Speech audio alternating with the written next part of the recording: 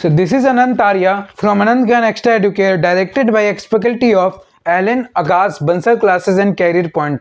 So today in this lecture, I am going to discuss the questions which was asked on 2022, that is of SHM, Simple Harmonic Motion. So let's begin. So our first question here is the time period of oscillation of a simple pendulum of length L suspended from the roof of a vehicle which moves without friction down an inclined plane of inclination alpha is given by, you can see here the question. तो यहाँ पर हमारे पास चार option है. तो जैसे कोई अगर सिंपल पेंडुलम है तो और इसका लेंथ क्या है, तो इस केस में भी क्या हो रहा है कि एक काट है जिसके अंदर सिंपल पेंडुलम है और उसका लेंथ क्या है, एल दिया हुआ है. तो जो टाइम पीरियड का जो फॉर्मूला होता है 2π√L/G इफेक्टिव होता है. तो एक जब सिंपल केस में, इस केस में क्या होता है, जी इफेक्टिव डायरेक्ट जी होता है. तो इन दिस पर्टिकुलर केस यहाँ पर जो जी इफेक्टिव होता है वो बस जी होता है. सो अब इस केस में हम लोग क्या करते हैं कि डायरेक्ट हमको याद रखना है कि जैसे इसमें जो जी इफेक्टिव होता है, जी इफेक्टिव क्या होता है यहाँ पर, तो नीचे लगता है एक्सेलरेशन जी साइन थीटा, जी साइन अल्फा, और क्योंकि नीचे एम जी लगता है और यहाँ पर इसके नॉर्मल यहाँ लगता है जी कॉस अल्फा. तो हमारा जो effective acceleration due to gravity है that is G cos alpha. तो हम लोग जी इफेक्टिव के जगह में जी कॉस अल्फा लिखते हैं. सो आवर करेक्ट ऑप्शन यहाँ पे सिंपल क्वेश्चन था बस. तो यहाँ पर टाइम पीरियड क्या हो जाता है 2π√L, where L is the length of the this is the length of the thread upon g cos alpha. तो आप लोग देख सकते हैं चारों ऑप्शन में से G cos alpha, this is the correct option. So our next question number 2 is, हाँ, सो हमारा 2 क्वेश्चन आप लोग यहाँ पर देख भी सकते हैं. This question states that two massless spring with spring constant 2K and 9K. तो हमारे पास दो मासलेस स्प्रिंग है जिसमें 9K और 2K का स्प्रिंग कांस्टेंट है and 50 gram and 100 gram masses eight there free ends. तो सबसे पहले हम लोग फिगर बना लेते हैं. तो व्हाट इज द फिगर है, तो देखिए यहाँ पर फिगर अगर बनाया जाए तो हमारे पास एक स्प्रिंग है, स्प्रिंग कहा जा रहा है. तो हम लोग यहाँ पर स्प्रिंग बनाएंगे. एक स्प्रिंग में दो स्प्रिंग है, ठीक है. तो यहाँ देखिए क्वेश्चन में कहा जा रहा है कि एक का जो स्प्रिंग कांस्टेंट है दैट इज, आप लोग वहां देखिए एक का स्प्रिंग कांस्टेंट है 2K है और एक का 9K है और एक का मास 50 ग्राम है और एक का मास 100 ग्राम है. और बोल रहा है hair the maximum velocities are equal. So you can see here in the question it says that these two masses oscillate vertically such that their maximum velocities are equal, means that if they are in SHM, so its maximum velocity are equal, and we know the formula of maximum velocity whenever the particle is in SHM. So the maximum velocity is equals to क्या होता है, that is equals to a omega whenever particle is doing SHM. तो और maximum displacement क्या होता है, A, where A is the amplitude होता है. तो क्वेश्चन में क्या पूछ रहा है, what is the ratio of their amplitude, ratio of amplitude respective amplitude, means that A1 is to A2. मतलब बोल रहा है कि दोनों का मतलब ए ओमेगा क्या है, कांस्टेंट है. So A1 omega 1 equals to A2 omega 2. तो हमें A1 अपॉन A2 पूछा जा रहा है. So that will be equals to omega 2 upon omega 1. So omega क्या फॉर्मूला होता है, we know that omega is equals to √K upon m. ये डायरेक्ट फॉर्मूला होता है. या तो K is equals to m omega square, यहाँ से omega square is equals to K upon m और omega is equals to √K upon m. तो ये हमारा जनरल फॉर्मूला होता है ओमेगा का. तो वही पर यहाँ पर पुट हमें K दिया है, मास भी दिया है, बस जस्ट वैल्यू पुट करना और आंसर पाना है. तो omega 2 means that √K2 upon M2 into √M2 upon K1.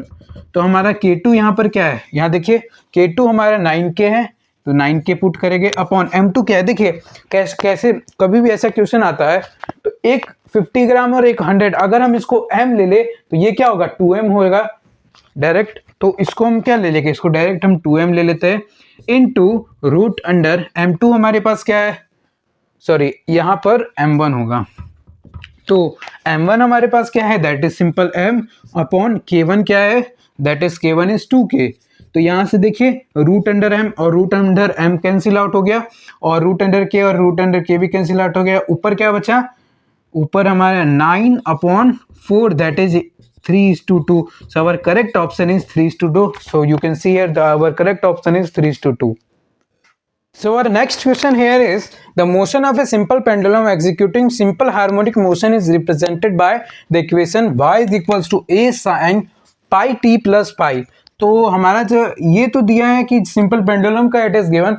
So if we write the equation, the general equation when the particle is doing SHM, so its general equation is equals to y is equals to a sin omega t plus phi.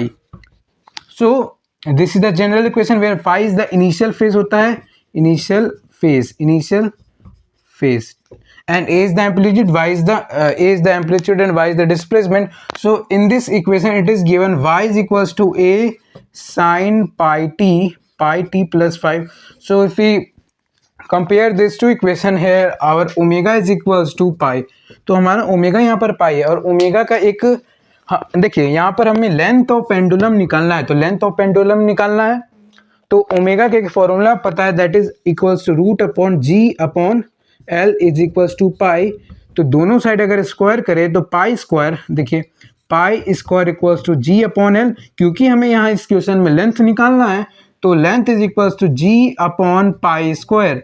अब देखिए जी का value हम लोग इस case में, क्योंकि देखिए point में दिया हुआ है, दैट्स वाई हम लोग 9.8 मीटर पर सेकेंड स्क्वायर होता है, ठीक है. तो अगर इसको सेंटीमीटर में कन्वर्ट, क्योंकि यहाँ पे देखिए आंसर सब सेंटीमीटर में दिया है, इफ द आंसर सेंटीमीटर, इसको कन्वर्ट करेंगे तो 9.8 को 100 से मल्टीप्लाई करेंगे दैट 980 आ जाएगा. तो हमारा जी का जो वैल्यू है that is 980 upon pi square. तो अब इसको जब सॉल्व करेंगे तो हमारा ऑप्शन नंबर 3 आ जाएगा 99.4 सेंटीमीटर जब इसको सॉल्व करेंगे. और क्वेश्चन एक दिमाग में आ रहा होगा तो हमारा correct option is option number 3. तो एक दिमाग में क्वेश्चन और आ रहा होगा तो root upon G upon N, इसको भी बताते कैसे आया. कि हम लोग जानते हैं कि time period is equal to 2 pi root under L upon G होता है. तो टाइम पीरियड की जगह हम लोग जब ये 2 पाई बाई ओमेगा के टर्म्स में डालते हैं तो 2 pi root under L upon G आता है, तो 2 पाई कैंसिल होता है. सो यहाँ से हमारा जो ओमेगा का वैल्यू होता है that is equal to root under g upon L. Next question number 4 है, you can see also and read this question also. So this question देखिए बोल रहा है कि figure A mass 2m figure है. तो यहाँ पर हमारा जो फिगर ए है ये हमारा फिगर ए है और ये फिगर बी दिया हुआ है क्वेश्चन में, आप लोग वहाँ देखिए भी. So in figure A the mass 2m is fixed on mass m. 2m mass को मास m पे फिक्स, मतलब मास m ये रहा हमारा मास m, और मास m के ऊपर 2m का मास रखा गया है. Is attach to 2 springs of spring constant k, और k का स्प्रिंग कांस्टेंट से अटैच किया गया है. सिमिलरली यहाँ पर भी, यहाँ पर m ही है और स्प्रिंग कांस्टेंट एक k है और एक दूसरा 2k है. So the question says that are displaced by distance x horizontally and then release the time period t1 and t2 corresponding to a and b respectively. The relation is, देखिए option में t1 और t2, just we have to find the ratio of t1 and t2. So what we will do, so हमारा पहले हम लोग को देखना है कि ये कौन सा सीरीज या पैरेलल कॉम्बिनेशन है. देखिए हमेशा एक चीज बताते हैं कि कभी भी अगर दो स्प्रिंग आपस में ऐसे साथ में अगर जुड़ा हुआ है, कैसे भी कोई भी अगर हमारा कोई भी जैसे सिस्टम बन रहा है, कॉम्बिनेशन बन रहा है, अगर स्प्रिंग साथ में, तो मतलब वो जो होगा combination that will B series combination, वो हमारा सीरीज कॉम्बिनेशन. लेकिन इसमें देखिए वैसा नहीं है, कभी भी अगर हमारा इस तरीके से नहीं रहा मीन्स कि वो हमारा पैरेलल होगा. ये पैरेलल, तो पैरेलल में हम लोग इक्विवेलेंट के कैसे निकालते हैं, तो के इक्विवेलेंट हम लोग निकालते हैं बस बाय एडिंग, सिंपल ऐड करते तो के प्लस के, यहाँ हमारा 2k आता है और यहाँ पर के इक्विवेलेंट क्या आता है हमारा k प्लस 2k है, that will equals to 3k. ठीक, यहाँ तक समझ में आया. अब क्या करेंगे, यहाँ पर टाइम पीरियड क्या होता है, स्प्रिंग सिस्टम सबका टाइम पीरियड क्या होता है, that is equals to 2 pi root under m upon k. तो t1 के लिए अगर ये तो जनरल है, तो t1 के लिए अगर निकाले तो t1 के लिए क्या आएगा 2 पाई रूट अंडर मास कितना है m, 2m प्लस m, तो ये क्या है 2m प्लस m करेंगे तो that will be equals to 3m। तो 3m अपॉन k क्या होगा k plus k, that is देखिए यहाँ पर निकाले भी है, that is the k equivalent. यहाँ पे 2k आया तो 2k पुट करेंगे। नाउ द t2 का जो वैल्यू आएगा यहाँ पर t2 का निकाल देते हैं, t2 2 pi root under total mass क्या है सिंपल m है, और k इक्वलेंट क्या है यहाँ k equivalent 3k upon 3k।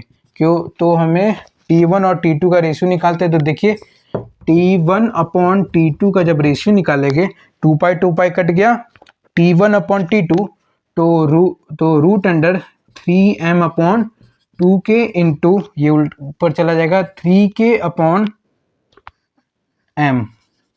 ठीक है, तो यहाँ से m ये सब तो कट ही गया, k भी कट गया। तो देखिए ऊपर में क्या हो रहा है, देखिए √3 इंटू √3 क्या होता है 3 होता है।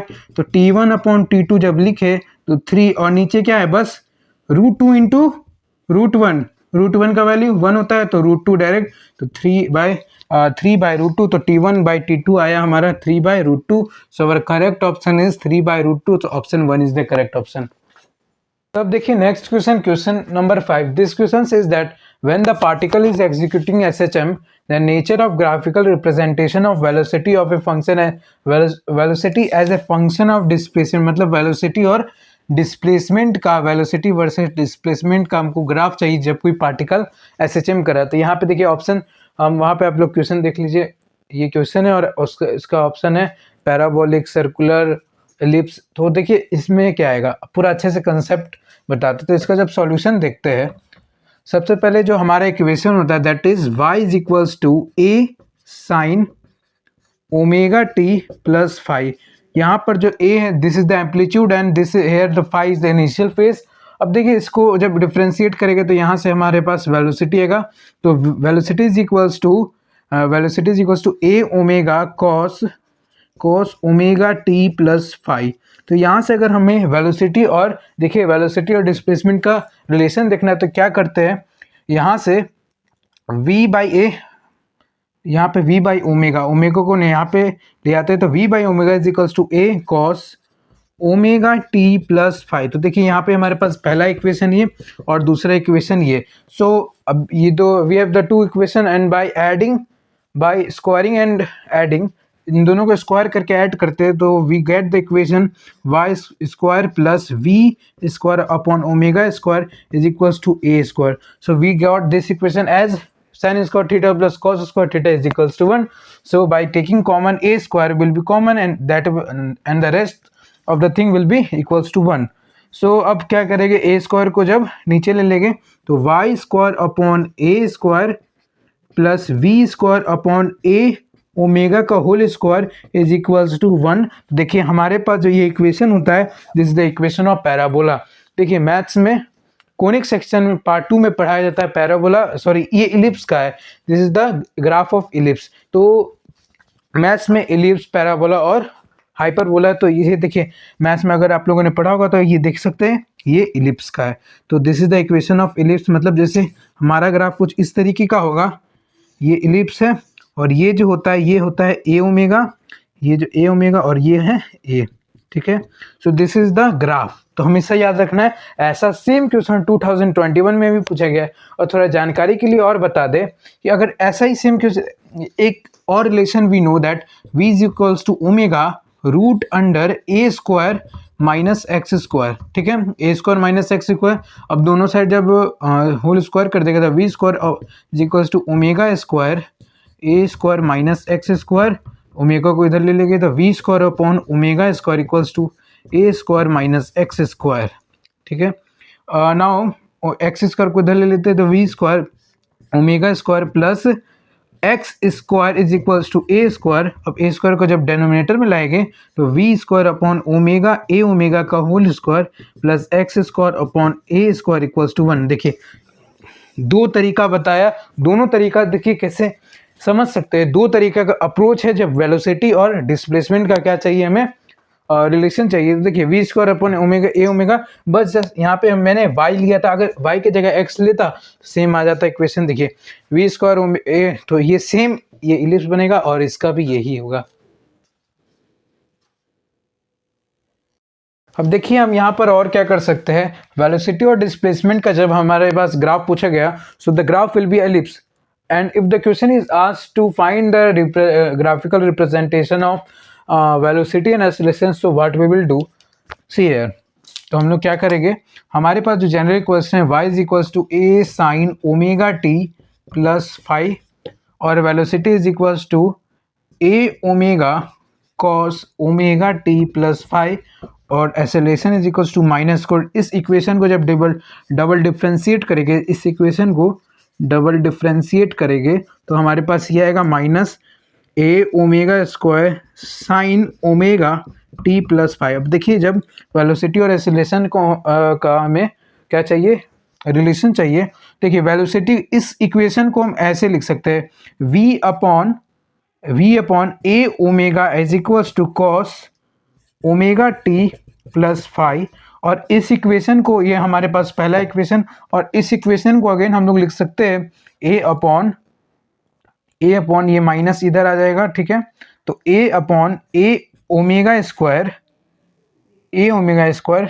इज इक्वल्स टू, ये क्या हो जाएगा, is equals to sine omega T plus five. Again हम लोग क्या करेंगे, दोनों को स्क्वायर करके ऐड करेंगे, तो दोनों को जब स्क्वायर करके हम लोग ऐड करेंगे, तो स्क्वायर करके जब ऐड किया जाएगा इस इक्वेशन को, तो देखिए हमारे पास क्या आता है, that will we will got here as v square upon a omega का whole square plus a upon a omega square का whole square is equals to 1। देखिए हमारे पास फिर से जब एक्सेलरेशन और वेलोसिटी का जब रिलेशन देखा गया, तो again we got the ellipse. तो हमारा इसका भी क्या होगा, अगर पूछा जाएगा क्वेश्चन में, कि आगे भी पूछा जा सकता है कि बताइए कि वेलोसिटी और एक्सेलरेशन के बीच में क्या रिलेशन है, तो so we got as ellipse, और ये ध्यान में रखिए, और इसका ये भी जो पूरा है ये कैसे आया है वो भी ध्यान में रखिए।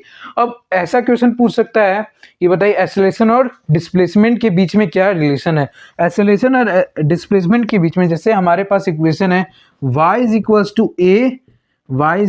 To a sine omega T plus five, और एक्सेलरेशन का जो अभी ये वाला जो इक्वेशन था इसको वहाँ वापस लिखते हैं, that is equals to a minus a omega square cos, ये हमारे पास साइन में है, sine omega T plus five, ठीक है। ये हमारे पास इक्वेशन है। अब देखिए a इज इक्वल्स टू, क्या हम इसको ऐसे लिख सकते हैं, minus omega square y, can I write it like this. So देखिए क्यों, क्योंकि y is equals to a sine omega T plus five, तो इसके जगह देखिए a sine omega T plus five को हम y लिख लिया, बाकी माइनस ओमेगा स्क्वायर ये इतना तो ये बचा था, उसको वैसे ही लिख दिए।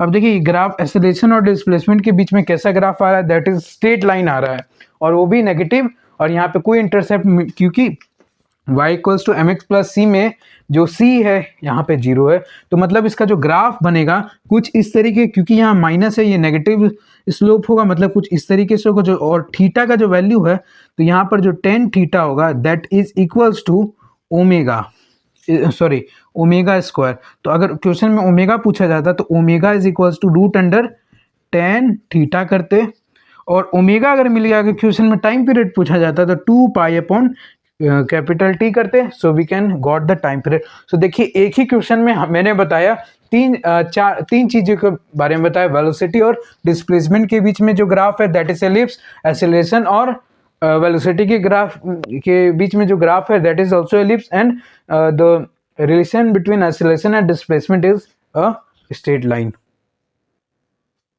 सो अब देखिए हमारा next question, question number 6, the length of the second pendulum at a height h equals to 2r from the earth surface r radius. देखिए ये इसमें ग्रेविटेशन का भी कंसेप्ट है कि हमारा जो अर्थ सरफेस है जिसका रेडियस r, यहाँ पे देखिए radius of earth is r, और हमारा जो acceleration due to gravity is equals to pi square metre per second square.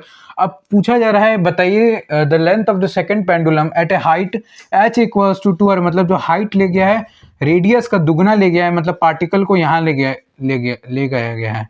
तो यहाँ पर मान लेते हैं acceleration due to gravity at the surface of earth is g0, ठीक है। तो देखते हैं वहाँ पर क्या आएगा एक्सेलरेशन ड्यू टू ग्रेविटी। तो एक्सेलरेशन ग्रेविटेशन में हम लोग को पढ़ा था equation that g is equals to g m upon r square, अगर कुछ हाइट गेन कर लेते हैं तो g dash is equals to g m upon r plus h का होल स्क्वायर। तो यहाँ से जो हाइट है that is equals to 2r, तो 2r यहाँ पे हाइट की जगह 2r पुट कर देंगे तो हमारे पास जो जी डैश का वैल्यू आएगा जी एम अपॉन 2r पुट करेंगे तो 3r का whole square that is 9r square, और g m upon r square is the initial gravitation initial acceleration due to gravity at the surface of earth, so we will got that g is equals to g upon 9, g upon 9 मिलेगा, g upon 9, और g हमको पाई square दे दिया, so I can write here pi square by 9। इतना काम कर लिए। Time period क्या होता है सिंपल पेंडुलम का, तो time period is equals to 2 pi root under L upon g. तो यहाँ पे g था at the surface of earth, but at the height जो गेन की है तो यहाँ पे जो टाइम पीरियड आएगा that is equals to 2 pi root under g effective क्या है पाई स्क्वायर अपॉन 9, तो एल 9 ऊपर जाएगा तो 9l अपॉन पाई स्क्वायर बाहर आएगा तो पाई स्क्वायर कट गया। टाइम पीरियड हमेशा याद रखना है, जो सेकंड्स पेंडुलम का जो टाइम पीरियड होता है that is equals to 2 second, तो 2 था तो मतलब टाइम पीरियड को हम लोग 2 लिख सकते हैं, तो 2 और 2 भी कटा, तो यहाँ पर जो लेंथ है वो कितना आ जाएगा, length is equals to 1/3 metre आ जाएगा। तो हमारा देखिए जो 4 ऑप्शन दिया है वहाँ पर करेक्ट ऑप्शन 1/3 मीटर है। अब आते हैं हम लोग नेक्स्ट क्वेश्चन देखते हैं, क्वेश्चन नंबर 7। तो देखिए वहाँ पर आप लोग देख सकते हैं this question states that as per the given figure 2 spring of spring constant k and 2k दिया हुआ are connected to mass m, ये मास m है। If the period of oscillation in figure A is 3 second, मतलब इस ये जो figure है this is figure है and this is the figure B दिया हुआ है। फिगर ए जो में जो पेंडुलम है उसका जो टाइम पीरियड है that is given as 3 second, so then the period of oscillation figure B is root x, मतलब बी का जो टाइम पीरियड है that is given as root x and we have to find that. तो देखिए क्या करना है, सबसे पहले अगर इसका और इसका देखें ये कौन सा कॉम्बिनेशन है, सो ये कौन सा कॉम्बिनेशन हुआ, ये सीरीज। कभी भी याद रखना है अगर दो स्प्रिंग कुछ इस तरीके से अगर अटैच है कि अगर दो स्प्रिंग कभी भी अटैच रहेगा मतलब देख के पहचान जाना है कि वो सीरीज कॉम्बिनेशन है। तो फिगर ए का बात किया जाए तो फोर फिगर ए फिगर का जब बात करेंगे हम लोग तो हमारा जो हमेशा याद है जो स्प्रिंग जो पेंडुल जो भी है स्प्रिंग मास सिस्टम होता है तो उसका जो टाइम पीरियड होता है that is equals to root 2 pi root under M upon K, जो के होता है स्प्रिंग कांस्टेंट होता है और वो एम जो मास होता है। तो देखिए इसका जो 3 सेकंड दिया है तो यहाँ 3 रख देंगे equals to 2 pi under root M upon K. तो हमेशा याद रखना है जो सीरीज कॉम्बिनेशन अगर दिया हुआ है तो उसका जो इफेक्टिव के इक्विवेलेंट होगा, k equivalent is equals to spring constant होता है that is equals to k equivalent equals to क्या होता है 1 अपॉन के equivalent equals to 1 upon k one plus 1 upon k two, कुछ इस तरीके से, या तो उसको ऐसे लिख सकते हैं के1 के2 अपॉन के1 प्लस के2, लेकिन जब हम लोग रेजिस्टेंस करेंट का वो देखे इलेक्ट्रिसिटी में इसका उल्टा हो जाता है। तो यहाँ पर जो के इक्विवेलेंट हो जाएगा k equivalent is equals to k one क्या है के है इन k into 2k is equals to 2k square upon k one plus k two is 3k, तो k से k कटा मतलब 2k अपॉन 3 आया। तो यहाँ पर m अपॉन 2k अपॉन 3 करेंगे तो 3 ऊपर आएगा, यहाँ नीचे 2k आ जाएगा, तो पहला इक्वेशन मिला। अब इसके बारे में बात किया जाए तो इसका time period is equals to 2 pi root under M upon के इक्विवेलेंट क्या होगा, ये भी के है ये भी के है, तो के क्या होगा बस क्वेश्चन में क्या कर दिया गया है ये भी के और ये भी, एक बार क्वेश्चन में देख भी लेते हैं क्या दोनों के है।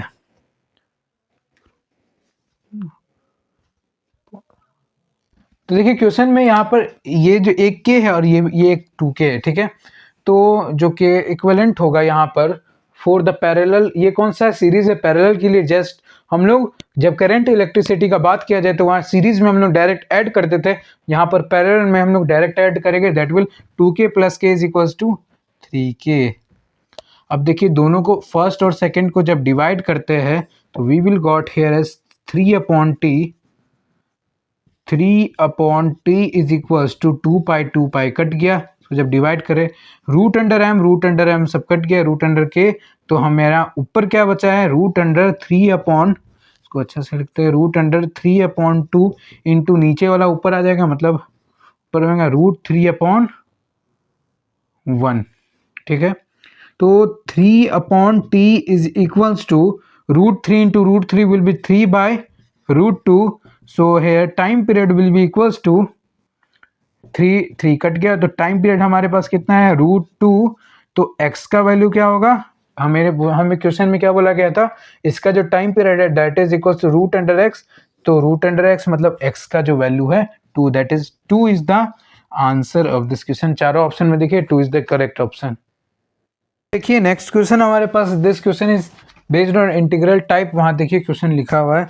तो this question is that the potential energy of a particle of mass 4 kg along the motion along the x-axis is given by u equals to, ये जो दिया हुआ है, the time period of the particle for small oscillation sin theta is equals to theta is pi/k। तो हमें time period निकालने के लिए कहा गया है दैट इज pi/k, तो k का यहाँ पर क्वेश्चन में हमें k का वैल्यू निकालना है।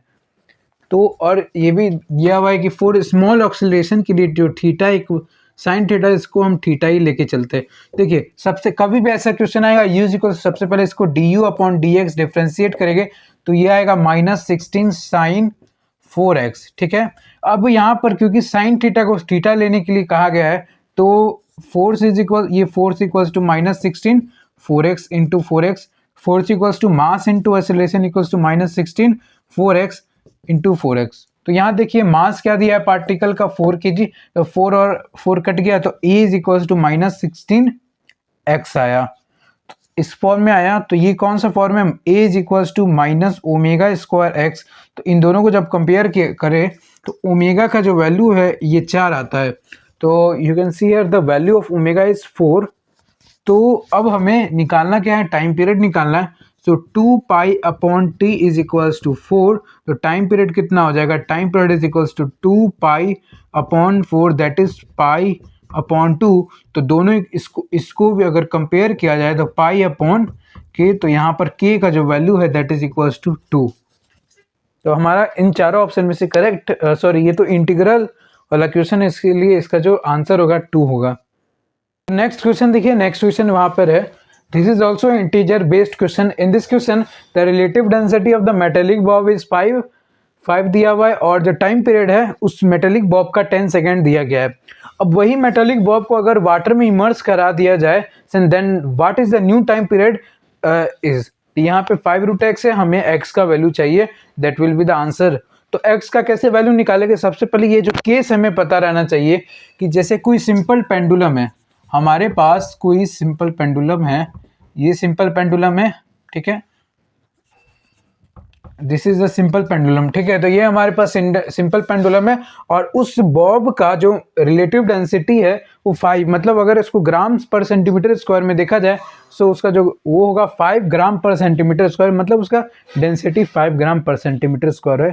तो रिलेटिव डेंसिटी वही होता है जो ग्राम्स पर सेंटीमीटर स्क्वायर, रिलेटिव डेंसिटी का कोई यूनिट नहीं होता है, क्योंकि ऊपर और नीचे सेम रेशियो सेम होता है, इसलिए कट जाता है, सेम यूनिट का होता है। इस कारण से the density of the substance by density of water, sorry density of water by density of substance होता है। तो देखिए अब यहाँ पर ये सिंपल पेंडुलम है, अब ये पेंडुलम ऐसे रखा हुआ, तब उसका टाइम पीरियड क्या है, t इक्वल्स टू 10 सेकेंड, जब वो बाहर है। अब इसी पेंडुलम को क्या किया गया, एक वाटर में इमर्स करा दिया गया। तो जब वाटर में इमर्स करा दिया गया तो उसका जी इफेक्टिव हमें जस्ट फाइंड करना है, क्योंकि time period is equals to 2π√L/g, length तो वही रहेगा, बस हमें ग्रेविटी का चेंज आएगा। जी इफेक्टिव एक सिंपल फॉर्म ये होता है इसका 1 minus rho of water upon rho of solid, मतलब ये जनरल ये फॉर्मूला है, ठीक है। अगर इसको प्रूफ करा के दिखाया जाए कि देखिए अब यहाँ पर नीचे यहाँ पर क्या लग रहा होगा, mg लग रहा होगा, और ऊपर एक क्या लग रहा होगा, बायेंड फोर्स लग रहा होगा, ऊपर में एक बायेंड फोर्स एक्ट कर रहा होगा, और जो वेट इफेक्टिव वेट होगा वो एक्चुअल माइनस एफ बी हो जाएगा, मतलब यहाँ पे जो वेट इफेक्टिव वेट होगा that is equals to weight actual weight minus buoyant force. देखिए बस क्वेश्चन में तो बस यही मैं डायरेक्ट सॉल्यूशन बता देता, लेकिन यहाँ पर पूरा अगर इसका ये डेरिवेशन देखा जाए तो ये कैसे फॉर्मूला आया, तो देखिए जी इफेक्टिव वाटर, अब यहाँ इसका इफेक्टिव वेट क्या होगा वो हमें जस्ट फाइंड करना है। तो एक्चुअल वेट क्या हो जाएगा इसका, mg हो जाएगा माइनस ये क्या होता है we rho ji, we rho जी, ये क्या होता है वॉल्यूम ऑफ द सॉलिड, ये होता है volume of the volume of liquid displaced, और रो होता है यहाँ पर वाटर का मतलब ये जो वॉल्यूम होगा वो सॉलिड का होता है जी, ठीक है। तो weight W is equals to m g. अब इसको डेंसिटी का जो फॉर्मूला होता है density is equals to mass upon volume. तो देखिए मास को हम क्या लिख सकते हैं, mass equals to density into volume. तो density into volume v rho v g minus v rho g, जहाँ पे ये वाटर का है और ये यहाँ पे जो डेंसिटी है वो कोई सॉलिड मटेरियल, कोई भी मटेरियल है। तो अगर हम यहाँ पर रो वी जी कॉमन ले ले, रो एस वी जी अगर कॉमन ले तो ये आता है 1 minus rho of water by rho of solid आता है, ठीक है। क्योंकि अगर इसी को यहाँ पे मल्टीप्लाई देखिए यहाँ पर सेम आएगा, ठीक है। उसके बाद हम लोग जब फर्दर जब प्रोसीड करेंगे क्वेश्चन को, तो वेट इफेक्टिव वेट को हम क्या लिख सकते हैं, इफेक्टिव वेट को M G dash is equals to rho S V G into 1 minus rho of water by rho of solid. तो एम जी डैश को अब फर्दर एम को हम क्या लिख सकते हैं, रो इंटू वॉल्यूम, तो मास तो वही रहेगा। तो हमारा जी डैश जो है that is equals to G into 1 minus density of water upon density of solid. देखिए ये इस तरीके से पूरा ये जो है डिराइव हुआ है जो फॉर्मूला। तो बस अब जी इफेक्टिव है, तो जी इफेक्टिव हमारा आ जाएगा इस क्वेश्चन में g into 1 minus density of water, water का डेंसिटी सिंपल 1 होता है और relative density of water is 1 and relative density of metallic bob is given as 5। तो ये क्या हो जाएगा 4 अपॉन 5 हो जाएगा। तो टाइम पीरियड इसका देखा जाए, तो टाइम पीरियड इसका देखा जाएगा, तो इसको हटाते हैं। तो time period is equals to 2 pi root under L upon g. तो जी इफेक्टिव यहाँ हम लोग लिखते हैं तो 2 pi root under L upon G effective is equals to 4g5, 5 ऊपर जाएगा नीचे 4g रहेगा। तो ये कितना हो जाएगा 4 बाहर आ जाएगा, 2 और 2 कट जाएगा, so it will equals to. और यहाँ पर एक बात और है कि यहाँ पर 2 पाई 4 और यहाँ पर टाइम पीरियड दे दिया गया है, that is initial time period यहाँ पर दिया गया है टी इनिशियल। सो हो गया। अब यहाँ पर तो टाइम पीरियड यहाँ पर इनिशियल जो टाइम पीरियड है यहाँ पर दिया हुआ है क्वेश्चन, जब जो बॉब सिंपल जो बॉब था जो मेटेलिक स्फीयर था जब वो बाहर था एयर में था तब उसका जो टाइम पीरियड 10 सेकेंड था। तो 10 is equals to 2 pi root under L upon g. अब जब उसको पानी में डाला गया, पानी में इमर्स कराया गया, तब उसका जी इफेक्टिव 4/5g है, तो उसकी जगह वो लिख देंगे। तो time period is equals to 2 pi root under ये 5 ऊपर चले जाएगा तो 5l/4g। अब जब दोनों को डिवाइड करेंगे तो यहाँ से हमारा नया टाइम पीरियड आ जाएगा। तो जब दोनों को जब डिवाइड करें तो 10/t इज इक्वल्स टू, तो यहाँ पर रूट अंडर ये सब तो चीज़ कट ही जाएगा तो ऊपर चला जाएगा, तो यहाँ रहेगा 1/1 इंटू 2/√5।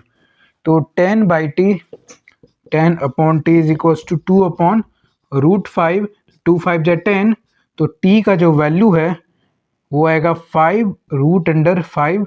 ये टाइम पीरियड आया। तो क्वेश्चन में क्या दिया था 5√x दिया था, तो रूट के अंदर क्या है x। जब इन दोनों को कंपेयर कराया जाएगा तो x का जो वैल्यू आएगा वो 5 आएगा। तो ये इंटीजर टाइप बेस्ड क्वेश्चन है तो x का वैल्यू 5 आएगा। This is the correct answer. Next question is question number 10। This question says that, आप लोग वहां पर भी देख सकते हैं, सो ए मास 0.9 kg attached a horizontal spring execute simple harmonic motion with an amplitude a1। तो मतलब कोई ऐसा सिस्टम है, एक स्प्रिंग है और वो सिंपल हार्मोनिक मोशन एग्जीक्यूट कर रहा है, that is mass capital M जो कि दिया हुआ है 0.9 kg। इसको हम लोग कैपिटल M अज्यूम करते हैं, ठीक है।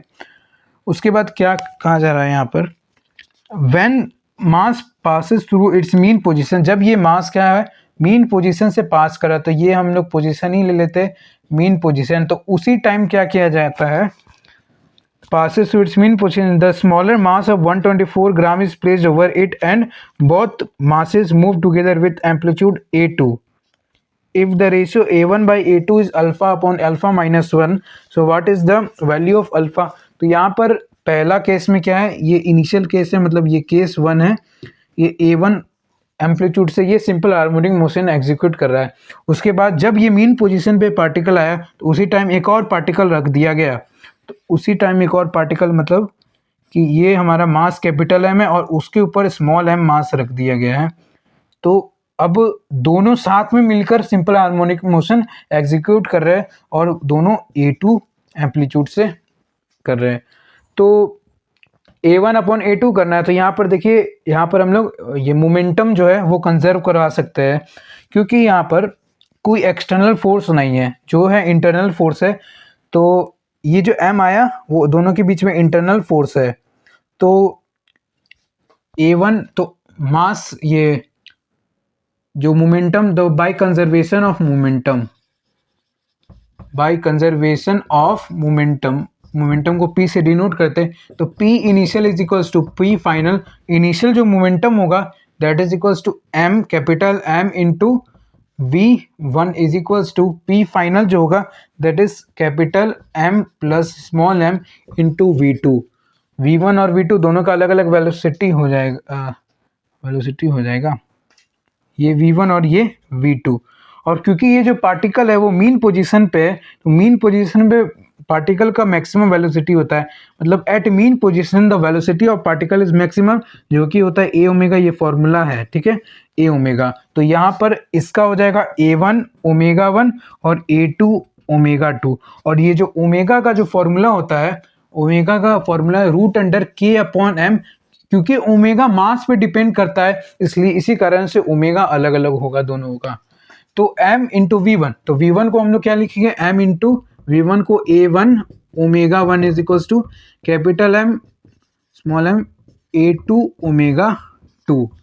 तो m इंटू a1 ओमेगा 1 को हम क्या लिख सकते हैं, root under k upon m, तो root under k upon small m लिखेंगे इसको, और एक, हाँ ये कैपिटल M होगा, तो m प्लस स्मॉल m, ये a2 होगा, ओमेगा 2 कितना हो जाएगा, root under k upon capital M plus small m, क्योंकि दोनों साथ में कर रहा है, मास दोनों का ऐड करके लिखना है, ठीक है। तो m, ठीक है, तो अब यहाँ पर क्या करेंगे हम लोग को a1 अपॉन a2 चाहिए, तो a1 अपॉन a2, तो यहाँ से a1 अपॉन a2, एम्पलीट्यूड का जो ये जो रेशियो है a1 अपॉन a2, तो रूट के और रूट के तो कैंसिल आउट हो जाएगा, और रूट अंडर m ऊपर जाएगा, और ये भी है हमारे पास, तो कैपिटल M इधर आएगा तो m कट जाएगा। तो यहाँ पर हमारा बनेगा root under a1 upon a2 is equals to capital M small m, और रूट अंडर m ऊपर जाएगा, root under capital M upon नीचे रहेगा root under m plus m into ये कैपिटल M नीचे चला जाएगा इंटू m, ठीक है।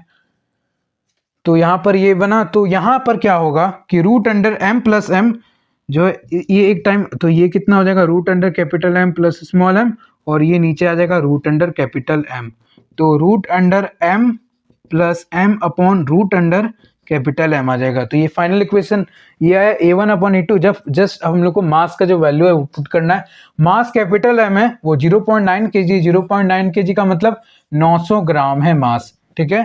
तो 900 और ये है 124 ग्राम का जो मास है, तो यहाँ पर a1 अपॉन a2 जो होगा that is equals to 900 plus 124 upon 900 root under कर देंगे, तो ये आता है 1024 अपॉन ये 900 आता है दैट।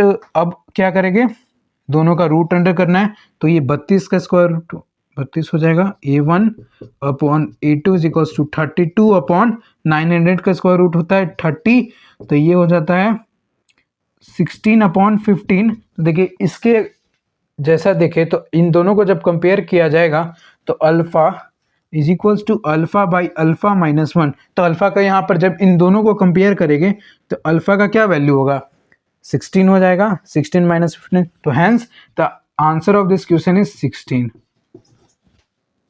क्वेश्चन नंबर 11 देखते हैं। Question number 11 says that a particle executes simple harmonic motion of amplitude 8 centimeter and the time period is 6 second. The time will it take to travel from its position of maximum displacement to the position point corresponding to half of the amplitude is कितना time ले रहा है। मतलब यहाँ पर this is, आप लोग वहाँ क्वेश्चन देखिए तो देखिए अब यहाँ पर समझते हैं क्या है क्वेश्चन में। This is the mean position, ये क्या है, मीन पोजीशन है। मैक्सिमम डिस्प्लेसमेंट क्वेश्चन का कहने का मतलब है कि ए, ये पूरा ए है, ठीक है, मैक्सिमम ये पूरा ए यूनिट है। एम्पलीट्यूड को ही तो मैक्सिमम डिस्प्लेसमेंट कहा जाता है। अब पार्टिकल क्या कर रहा है, मैक्सिमम डिस्प्लेसमेंट से it travels from the maximum displacement to the half of the amplitude, मतलब यहाँ पर आ रहा है a/2 पे। तो पार्टिकल एक्सट्रीम पोजीशन से जब आता है तो जो equation of simple harmonic motion होता है पार्टिकल का, वो हम लोग कॉस के टर्म में लिखते हैं। मतलब जो हमारा ये जो x is equals to a cos omega T होता है, ठीक है, a cos ओमेगा टी होता है। तो x क्या है, a/2, a से a/2 आ रहा है तो a/2 हमारा x है is equals to a cos omega T. तो a और a कट गया, मतलब cos omega T is equals to 1/2, मतलब cos, इसको लिख भी देते हैं, cos omega T is equals to 1/2। तो थीटा इज इक्वल्स टू क्या हो जाएगा, π/3। cos theta is equals to 1/2, तो थीटा इज इक्वल्स टू कितना होता है, 60 डिग्री। 60 डिग्री मतलब 180 डिग्री अपॉन 3, तो 60 डिग्री बन जाएगा। तो मतलब omega T is equals to π/3 हो गया। ओमेगा को हम लोग लिख सकते हैं 2π upon capital t. Capital t क्या है, हमारा time period, that is 6 second into t is equals to π/3। तो पाई और पाई कैंसिल आउट हो गया और 2, तो टाइम कितना आया, 6 ऊपर जाएगा और 3 2 जा 6, मतलब 1 second is the answer. Next question, question number 12 says that a body is performing simple harmonic motion with amplitude of 10 centimeter. The velocity of the body was tripled by air jet when it is at 5 centimeter from its mean position. The new amplitude of vibration is √x centimeter. Then the value of x. तो simple हमारा यहाँ पे जो scenario है कुछ इस तरीके से है कि हमारा जो एम्पलीट्यूड है, एम्पलीट्यूड हमारा 10 सेंटीमीटर है। अब जब पार्टिकल 5 सेंटीमीटर पे था, हमारा पार्टिकल जब यहाँ था उसका वेलोसिटी v था, लेकिन जब पार्टिकल हमारा यहाँ था क्या हुआ, एक एयर जेट आया, मतलब हवा इधर से भाया, एयर जेट हुआ, तो उसका जो वेलोसिटी वो तिगना हो गया, मतलब 3 times of the initial velocity हो गया। इसके कारण से उसका जो एम्पलीट्यूड है वो बदल गया। मतलब अगर ये a1 है तो हमें a2 फाइंड करना है। मतलब हमारा जो फाइनल कंडीशन कुछ इस तरीके से बनेगा, हमारा पार्टिकल 5 सेंटीमीटर पे था और एम्पलीट्यूड a2 हमें फाइंड करना है, हमें नहीं पता। क्वेश्चन में a2 का जो वैल्यू है that is given as √x। तो a2 का हमें क्वेश्चन में √x दिया है, तो x का वैल्यू निकालना है, ठीक है। तो पार्टिकल हमारा यहाँ पर है, ये 3v है। देखिए तो इसको प्रोसीड करते हैं। सबसे पहले यहाँ देखा जाए तो v is equals to omega root under a square minus x square होता है। तो फॉर फर्स्ट केस, तो पहला केस के लिए हम लोग क्या करते हैं, v is equals to omega, v is equals to, ये तो 10 सेंटीमीटर यहाँ लिख देते हैं, 10 सेंटीमीटर इक्वल्स टू a1, ठीक है। तो ये a1 हो जाएगा फॉर द फर्स्ट केस। तो ओमेगा a कितना है, 10 का स्क्वायर मतलब 100 माइनस x 5 है, तो 5 का होल स्क्वायर मतलब 25। तो ये आ जाएगा v is equals to omega √75। तो ये हमारा पहला इक्वेशन बना। सेकंड केस में क्या हो रहा है कि velocity 3 times of the initial velocity, मतलब ये 3v is equals to omega √a2 का whole square minus x square क्या है हमारे पास 5 सेंटीमीटर, मतलब 25 है। तो अब इसको क्या करते हैं हम लोग, डिवाइड करेंगे। तो यहाँ पर जब इसको डिवाइड किया जाएगा v और v, ओमेगा और ओमेगा, क्योंकि मास दोनों सेम ही है, तो ओमेगा का जो फॉर्मूला होता है √k/m ये तो स्प्रिंग के लिए होता है। ऐसे ओमेगा जो मास पे डिपेंड करता है, तो ओमेगा मास पे डिपेंड करता है। मास तो दोनों का, ये एम है तो ये भी एम है, तो ओमेगा दोनों का सेम होगा, तो ओमेगा ओमेगा कैंसिल आउट हो जाएगा।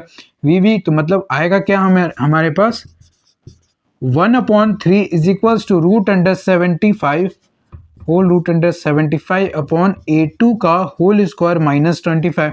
अब दोनों साइड क्या करेंगे, स्क्वायर करेंगे, तो 1/9 is equals to 75 upon A2 का होल स्क्वायर -25। तो A2 का whole square is equals to, sorry A2 का whole square -25 is equals to 75 into 9 कितना होता है, 625 होता है।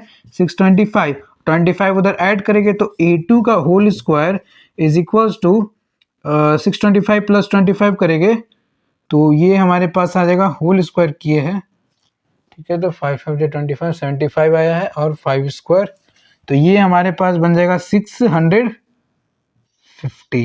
तो A2 का जो वैल्यू है √650, तो हैंस हमारा x का जो वैल्यू आएगा दैट इज इक्वल्स टू 650।